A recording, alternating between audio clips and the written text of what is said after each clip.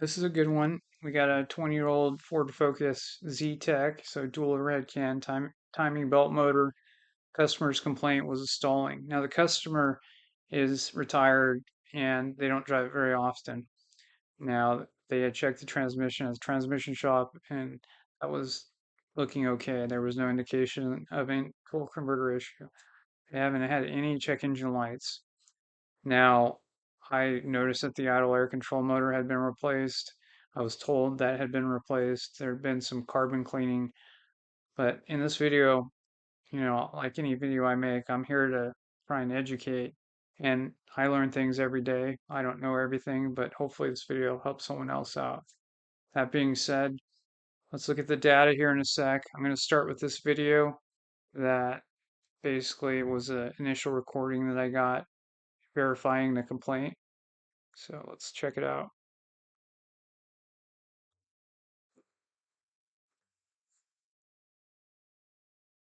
There's the idle air control motor, worst place possible.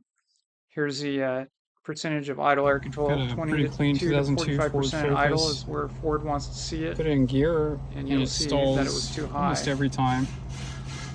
If not, it idles really low. Battery light comes on. No codes. Shop put an idle air control motor on it. But let's go ahead and look at this. We're going to put it in gear.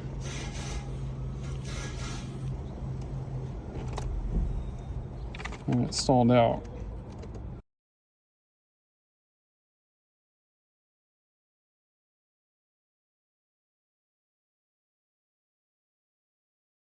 Yeah. So we have right now the air conditioning is on. The vehicle is idling at 700 RPM. Desired is about 900, so it's idling on the low side. Now I'm using an Autel MS909 Pro, I think it is. They're about 800 bucks. I use it because it's just very light and easy to carry around. It has a lot of processing power. It's not anything, cost-wise, it's not anything that's expensive, but there is an annual subscription that's 600 to 800 bucks a year. So, anyways, looking at the data here, and right now I'm noticing as I'm looking at the vehicle that upstream O2 is stuck. Sometimes no codes for oxygen sensors, no codes at all. Fuel trims look okay, but the upstream O2 sometimes just stops in its tracks. Sometimes it goes above a volt as well, but no change in short term or long term, and no codes. So that could be causing the idle to be too low. It can cause it to stall out. I drove the vehicle. It seemed to drive okay. Had pretty much acceptable volumetric efficiency. Throttle position was within range. Vacuum looked good. Mass airflow readings were good. But idle air control you see here was at 50%, 53%. That's a little on the high side. Now with the AC on, that's going to increase the idle air control gap. So it's going to have more of a controlled vacuum leak and idle higher. But yeah, it was always 50 to 60% for the idle air control motor, which max at idle is supposed to be 45%. Now I assume that's with the AC off, but regardless, I don't like where the idle air control motor is at. Now it has an aftermarket, I think it was a Napa idle air control motor. From what I've been told, these older Fords, the two-wire IAC motors, the aftermarket ones tend to not work out very well. See right here, it says open loop, and it goes above 1 volt on the upstream O2. So I see two issues. I see idle air control percentage that's too high right off the bat, and I see O2 sensors that are not looking correct. Now I could introduce error, and the lowest it would go was like zero point 0.3 on the upstream O2 when I introduce a vacuum leak. So that's not okay. Introduce fuel, and it was responding, but just not correct. This is after installing a Motorcraft idle air control in upper O2. So I haven't started yet. It's key on engine off. We're at 1.08, which, by the way, that red, Autel is attempting to let you know that something's out of range, but it's not always accurate. In this case, it was accurate on catching a failing upstream O2 sensor. So Autel much respect for that.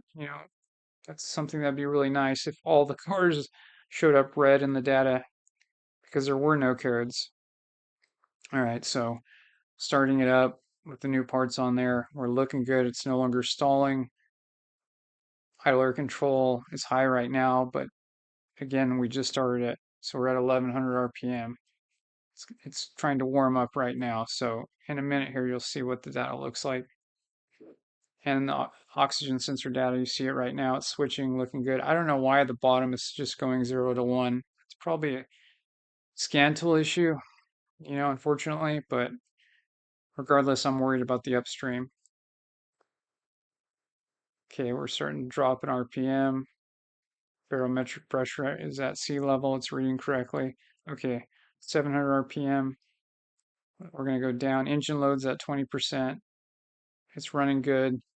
What's our IAC? Idle air control, 36%. So like I showed you in the beginning of the video, 22 to 45%, I think were the specs. Idle, AC off, and grams per second on the mass airflow look good. So this is after parts were replaced. We're, we're looking good. Car is now idling great, like a new car again. It is, you know, looking like it should. Unfortunately, I scoped the aftermarket idle air control motor and it was not showing any signs of being defective. So, what was happening?